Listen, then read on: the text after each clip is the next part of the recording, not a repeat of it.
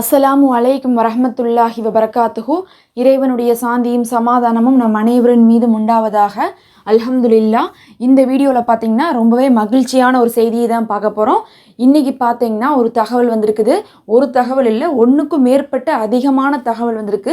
எல்லாமே சொல்லக்கூடிய விஷயம் என்னென்னா, நெத்தன்யாகுடைய ஆட்சி இப்போது போக போது அதற்கு நம்பிக்கை இல்லா தீர்மானத்தை கொண்டு வந்து எதிர்க்கட்சி இப்போது ஆட்சியை பிடிக்க போகிறாங்க அப்படிங்கக்கூடிய தகவல் வந்திருக்கு.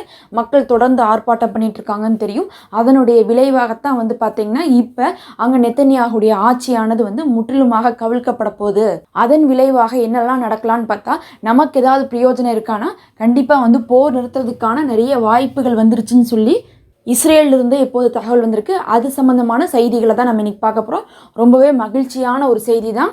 இந்த நிலைமையில காசா மக்களுக்கு இது ரொம்பவே தேவையான ஒரு முடிவு தான். அல்ஹம்துலில்லாஹ். நம்ம அதை பார்க்கறதுக்கு முன்னாடி இன்னும் சப்ஸ்கிரைப் பண்ணாதவங்க மறக்காம சப்ஸ்கிரைப் பண்ணிக்கோங்க. இஸ்ரேலில் நெசட் சபை கூடுச்சு. நெசட் சபைனா பொதுவாக என்ன பண்ணுவாங்கன்னா, அதில் கட்சியில் இருக்கக்கூடிய ஆட்கள், நெத்தன்யாகு, ஊடக நண்பர்கள் கலந்துப்பாங்க. அதோட அந்த பிணை கைதிகளுடைய குடும்பத்தினரும் கலந்துப்பாங்க பொதுமக்களாக. நேத்து என்ன பண்ணிருந்தாங்க, அப்படி கலந்துக்கும் போது பொதுமக்கள் எந்திரிச்சு அந்த பிணை கைதிகளுடைய குடும்பத்தினர்லாம் எந்திரிச்சு கேட்டிருக்காங்க, அவங்க அங்க இருக்கிற வரையும் நீங்க இங்க உட்கார்றக்கே தகுதி இல்லை, நீங்க வெளியே போங்கன்னு சொல்லிட்டு அவங்க சொல்லியிருக்காங்க. இத்தனையும் செஞ்சுட்டு நீங்க எப்படி நார்மலா இருந்துட்டு இருக்கீங்க, எப்பவும் போல பேசிட்டு இருக்கீங்கன்னு சொல்லிட்டு அவங்க கேள்வி கேட்டிருக்காங்க. You will not chit here, நீங்க இங்க உட்காரக்கூடாது, வைல் தி ஆர் தேர், அவங்க அங்க இருக்கிற வரையும் கெட் அவுட் அப்படின்னு சொல்லிட்டு அந்த மக்கள் கோஷம் போட்டிருக்காங்க, கத்தியிருக்காங்க. 4 நாட்களாக அதோடு சேர்ந்து இப்ப நம்ம தொடர்ந்து பார்த்துட்டு இருக்கோம் இஸ்ரேல்ல போராட்டம் நடக்குதுன்னு. அதுல அடுத்த கட்டமா ஒரு நல்ல செய்தி வந்திருக்குது. நெத்தன்யாகுடைய ஆட்சி இப்ப களைய போது அங்க நம்பிக்கை இல்லா தீர்மானத்தை கொண்டு வர போறாங்க. நம்பிக்கை இல்லா தீர்மானம் கொண்டு வந்தா என்ன ஆகும்னா, இப்ப ஆளும் கட்சியா இருப்பாங்க, அவங்கள்ட்ட சில எம்எல்ஏக்கள் இருப்பாங்க, அதுக்கப்புறம் எதிர்கட்சி இருப்பாங்க, அவங்கள்ட்ட சில எம்எல்ஏக்கள் இருப்பாங்க, அது இல்லாம சில தனி கட்சிகள் இருப்பாங்க. அவங்கள்ட்ட இருக்கக்கூடிய எம்எல்ஏக்கள் என்ன பண்ணுவாங்கன்னா, யாருக்கு ஓட் போடுறாங்க அப்படிங்கிறதை பொறுத்து பாத்தீங்கன்னா யார் ஆட்சி இருக்கணும் அப்படிங்கக்கூடிய முடிவுக்கு வருவாங்க. இப்ப என்ன பண்ணிட்டாங்கன்னா, எல்லாரும் சேர்ந்து நெத்தன்யாகுடைய கட்சியை தவிர மற்ற எல்லா கட்சியும், எதிர்கட்சிகள் எல்லாமே ஒரு அணியாக சேர்ந்துட்டாங்க. அப்படின்னா என்ன ஆகும்னா, நெத்தன்யாகுடைய கட்சியை விட அவர்கள் எண்ணிக்கையில அதிகமாக இருக்காங்க. இப்ப நம்பிக்கை இல்லா தீர்மானத்தை கொண்டு வர போறாங்க. அப்படி கொண்டு வந்தா என்ன ஆகும்னா, எல்லாருமே நெத்தன்யாகு வேண்டான்னு தான் சொல்லுவாங்க. அதனால நெத்தன்யாகுடைய ஆட்சி களைய போகுது அப்படிங்கக்கூடிய ஒரு விஷயம் இருக்கு. இதுல நமக்கு ஒரு சந்தேகம் இருக்கும், அவங்க கலைஞ்சாலும் எதிர்கட்சியில இருக்கவங்களும் இதே விஷயத்தை தானே செய்ய போறாங்க அப்படின்னா, இப்ப எதிர்கட்சி என்ன பண்ணிட்டாங்கன்னா, நல்ல ஒரு ட்ரையலை பார்த்துட்டாங்க. அரசியல் எல்லாம் என்ன பண்ணுவாங்கன்னா, இவங்கனால சாதிக்க முடியாத எங்கனால சாதிக்க முடியும்னு சொல்லிதான் ஆட்சியை பிடிப்பாங்க. ஆனா இப்ப எதிர்கட்சி என்ன பண்ண ஆரம்பிச்சிட்டாங்கன்னா, இவங்க யாரை வச்சு அடிச்சாங்க, ஆர்மியை வச்சுதான் அடிச்சாங்க. ஆர்மி ஒண்ணுமே பண்ணலைங்கும் போது திருப்பி நாமளும் ஆட்சிக்கு வந்தாலும் அதே ஆர்மியை தான் பயன்படுத்தி ஆகணும். ஏற்கனவே அடி வாங்கி தோல்வி அடைஞ்சிருச்சு நம்ம ஆர்மி, இனி நல்லா தெரிஞ்சு போச்சு, இனி ஒண்ணுமே செய்ய முடியாதுங்கிறத புரிஞ்சுட்டு அவங்க போர் நிறுத்துறதுக்கு உண்டான வேலையில ஈடுபடுவதாக மக்களுக்கு சொல்றாங்க. எப்படி சொல்றாங்கன்னு பார்த்தா, நெத்தன்யாகுவை பார்த்து எதிர்கட்சியிலிருந்து கேட்கிறாங்க, நான் மட்டும் உங்க இடத்துல இருந்தா பிணை கைதிகளை மீட்கிறதுக்காக ஹமாஸ் சொல்லக்கூடிய எல்லா நிபந்தனைகளுக்கும் நாங்க ஒத்துருப்போம் அப்படின்னு சொல்லிட்டு அவங்க சொல்றாங்க. அப்ப நெத்தன்யாகு கேட்கிறாரு, வழக்கம் போல ஒரு நல்லவராட்ட சொல்லக்கூடிய ஒரு காரணம் என்னன்னா, நீங்களே சொல்லுங்க, நாம ஒரு சில ஆட்களை மீட்கிறதுக்காக அவங்க கேட்கக்கூடிய 14,000 சிறை கைதிகளை நம்ம விடுவிக்க முடியுமா? அந்த 14,000 சிறை கைதிகள் யாருன்னு நினைச்சீங்க?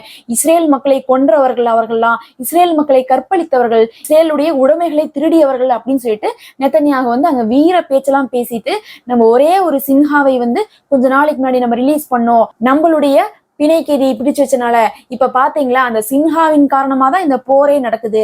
அப்ப அந்த ஒரு சின்ஹாவை வெளியிட்டதுக்கே நமக்கு இப்படி ஒரு நிலைமை நம்ம நாட்டுக்கு வந்துருச்சுன்னா, இப்ப 14,000 பேர் பாலஸ்தீன மக்கள் உள்ள இருக்காங்க, அத்தனை பேருமே கெடுதல் செய்யறவங்க, அவங்களெல்லாம் வெளியிட்டுட்டோம்னா நாளைக்கு நம்ம நாடே அழிஞ்சு போயிரும்.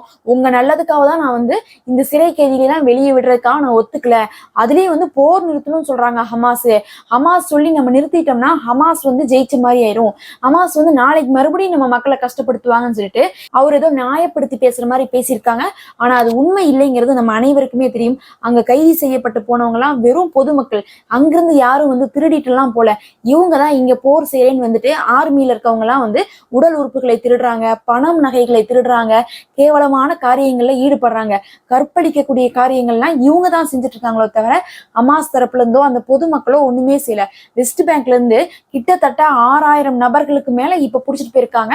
அவங்க மேல இவங்க வந்து ஒரு அபாண்டமான பொய்ப்பழியை தான் வந்து போட்டுட்டு இருக்காங்களோ தவிர, இப்படி போர் நடந்துட்டு இருக்கக்கூடிய நிலைமையில இவர்கள் எங்கிருந்து போய் இஸ்ரேலுக்குள்ள நுழைஞ்சு என்ன கெட்டதை வந்து அவங்க எல்லாம் செஞ்சிருக்க போறாங்க அப்படிங்கிறது நமக்கு ஒரு பெரிய கேள்விக்குறியா தான் இருக்கு. ஆனா இதன் மூலமா ஒரு விஷயம் நல்லா தெரிஞ்சிருக்கு. எதிர்கட்சி இப்ப என்ன சொல்லியிருக்குன்னா, நாங்க உங்க இடத்துல இருந்தோம்னா இந்நேரம் வந்து ஹமாஸ் சொல்றதெல்லாம் கேட்டுட்டு எங்க பிணை கைதிகளை மட்டும்தான் மீட்டுட்டு வந்திருப்போம் அப்படின்னு சொன்னா, எதிர்கட்சி ஆட்சிக்கு வந்தாங்கன்னா ஹமாஸ் உடைய நிபந்தனைகளுக்கு கட்டுப்படுவாங்க அப்படிங்கிறதை வந்து மறைமுகமா காமிச்சிருக்காங்க. இப்ப அங்க மக்கள் என்ன கேக்குறாங்க, இப்போ ஒருத்தவங்க எலெக்ஷனுக்கு வரணும்னா மக்கள் ஆசைப்படுறத செய்யணும். மக்கள் சொல்றது போற நிறுத்துங்க, எங்களுக்கு பிணை கைதிகளை மீட்டு கொடுங்கன்னு தான் சொல்றாங்க. ஹமாஸும் சொல்லிட்டாங்க, நீங்க போற நிறுத்துங்க, பிணை கைதிகளை நாங்க தரோம், எங்க சிறை கைதிகளை நீங்க கொடுத்துருங்கன்னு தான் சொல்லிட்டு இருக்காங்க. அதுக்கு இப்ப எதிர்கட்சி ஒத்துக்கிற மாதிரி தான் தெரியுது. அதனால இந்த நம்பிக்கை இல்லா தீர்மானம் வெற்றி பெறணும், நெத்தனியாகு ஆட்சி விலகணும்னு சொல்லிட்டு துவா செய்யுங்க. அதன் காரணமாக தானாக வந்து போர் நிறுத்தப்படும் அப்படிங்கிறது வந்து சில ஆய்வாளர்களுடைய இன்னும் வந்து அங்க நடக்கக்கூடிய சூழ்நிலையும் அப்படிதான் தெரியுது. நமக்கும் அப்படிதான் தோணுது. இன்ஷா அல்லாஹ் பொறுத்திருந்து பார்ப்போம். இது ஒரு நல்ல விஷயமா தான் இருக்கு.